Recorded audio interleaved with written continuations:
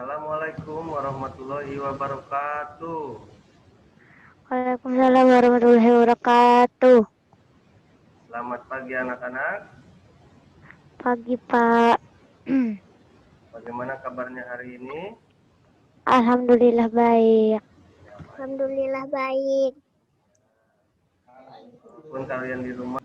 Anak-anak, pada pertemuan kali ini kita akan membahas masih dalam tema 5, yaitu tentang wirausaha, subtema usaha di sekitar.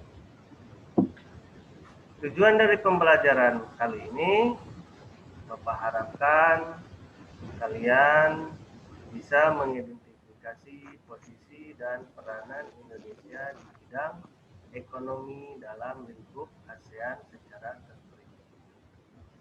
Yang kedua, menguraikan sifat-sifat magnet dengan tepat. Yang ketiga, mengidentifikasi komponen daftar riwayat hidup dengan tepat. Anak-anak, sebelum kita mulai pembelajaran hari ini, ada baiknya kita berdoa dulu ya. Silakan Lima pimpin untuk berdoa. Baik, sebelum belajar, mari kita berdoa. Berdoa dimulai. Berdoa selesai. Beri salam kepada Bapak Guru. Assalamualaikum warahmatullahi wabarakatuh. Waalaikumsalam warahmatullahi wabarakatuh. Baik. Usaha apa saja yang ada di sekitarmu? Bagaimana usaha tersebut bermanfaat untuk dirimu dan orang lain di sekitarmu? Coba perhatikan gambar berikut. Nah, ini.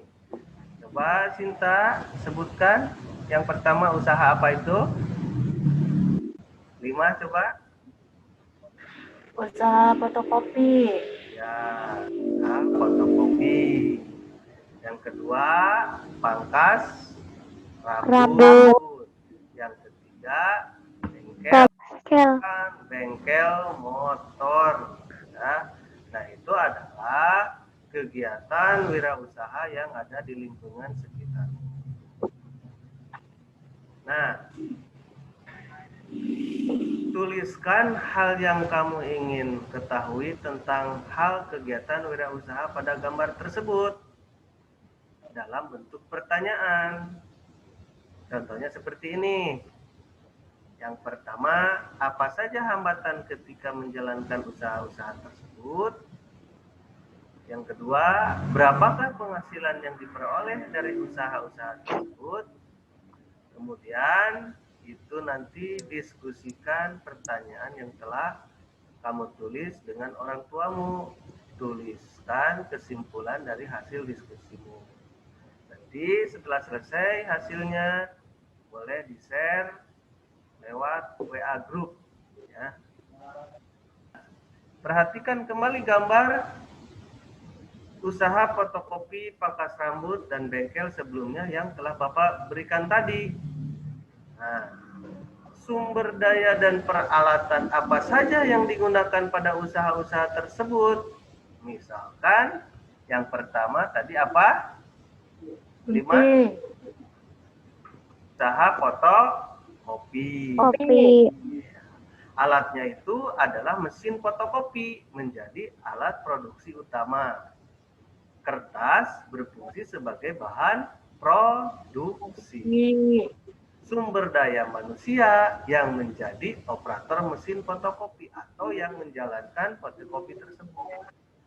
Yang kedua, tadi gambar mesin apa itu? Cukur dan gunting. Iya. Cukur dan gunting. Itu adalah usaha pangkas rambut.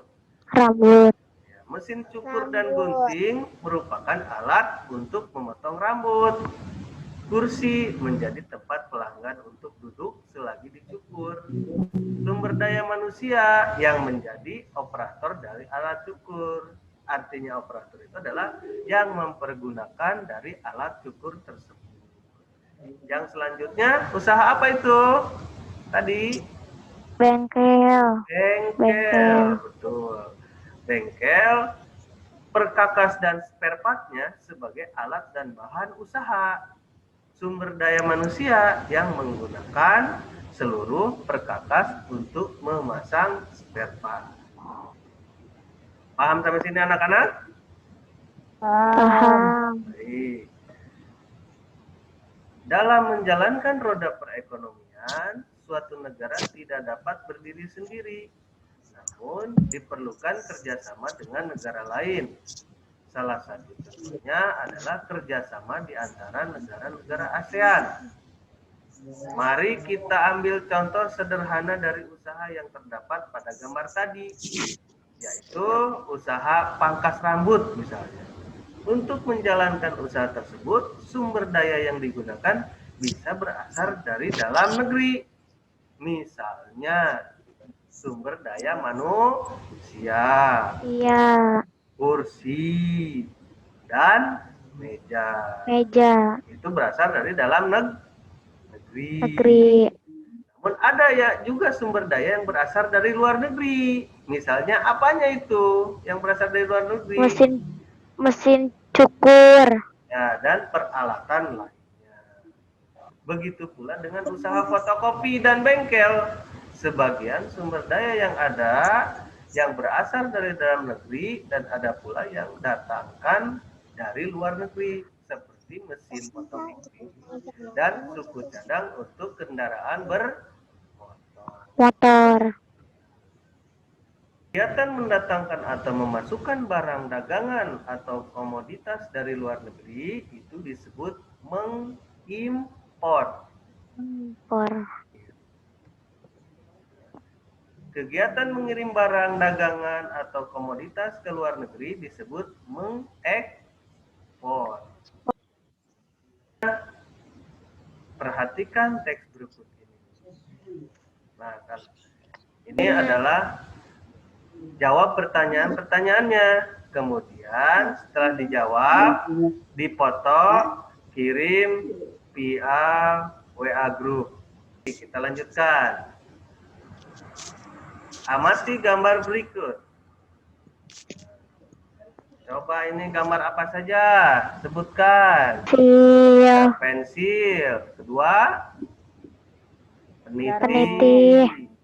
Yang ketiga, penghapus. Iya, sisir. Terus gunting. Batu. Dapatkah kalian prediksi apa yang akan terjadi jika benda tersebut didekatkan dengan magnet? Salah satu contohnya misalkan pensil. Pensil kalau didekatkan dengan magnet, nempel nggak itu? Enggak. Tidak. Berarti kalau pensil itu termasuk benda non-magnetis. Kalau paku, nempel tidak? Nempel. Berarti kalau paku itu adalah termasuk benda magnet.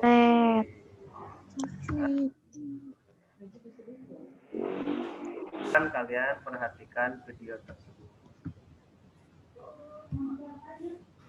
Assalamualaikum warahmatullahi wabarakatuh. Jumpa lagi dengan saya, Pak Arga.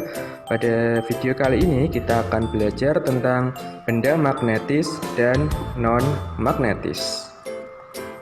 Tujuan pembelajaran kita kali ini harapannya siswa mampu mengidentifikasi benda magnetis dan non-magnetis. Tidak semua benda dapat ditarik magnet. Benda yang dapat ditarik magnet disebut dengan benda magnetis. Dan benda yang tidak dapat ditarik magnet disebut dengan benda non-magnetis. Mari kita lihat penjelasan tentang benda magnetis. Benda magnetis adalah benda-benda yang terbuat dari bahan-bahan yang mengandung unsur magnet atau logam yang dapat berinteraksi dengan magnet. Benda-benda magnetis ini terbagi menjadi 3 jenis bahan, yaitu ferromagnetis, paramagnetis, dan diamagnetis. Mari kita lihat. Baik, nah anak-anak, setelah kalian menyaksikan video, coba kalian lakukan percobaan mandiri di rumah. Mintalah bantuan orang tuamu atau anggota keluargamu. Ikuti petunjuk dan langkah-langkah yang terdapat dalam LKPD atau lembar kegiatan peserta didik yang telah dibagikan melalui WA Group oleh Bapak ya. Paham ya anak-anak ya? Paham. Ini contoh lembar percobaan kalian nanti di rumah.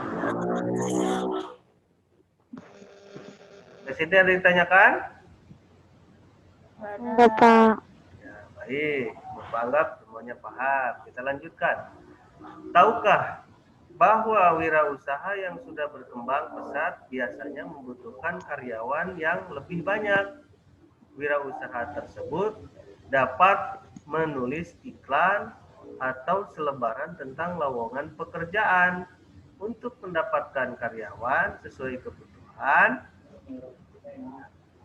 Di sekolah, tahukah kamu bahwa daftar riwayat hidup adalah data yang berisi informasi tentang diri seseorang? Kamu dapat membuat daftar riwayat hidup untuk keperluan menerangkan data diri kepada orang lain. Kamu membuat daftar hidup untuk keperluan mendaftarkan diri, misalnya mendaftarkan diri ikut lomba kesenian, menjadi anggota sebuah tim, pengurus suatu kegiatan, atau melamar pekerjaan. Setiap orang memiliki riwayat hidup masing-masing. Riwayat hidupmu pasti berbeda dengan riwayat adikmu, kakakmu, bahkan orang tuamu. Kamu dapat menulis daftar riwayat hidup dalam bentuk singkat maupun dalam bentuk narasi atau cerita. Nah, untuk membuat daftar riwayat hidup diperlukan data diri, pengalaman, keterampilan, prestasi yang pernah diraih, serta informasi penting lainnya yang perlu diketahui orang lain. Nah, ini Bapak punya contoh dari daftar riwayat hidup. Nanti Bapak kirim via WA Group ya, supaya kalian paham. Iya, Pak. Apa saja kegiatan kita pada hari ini?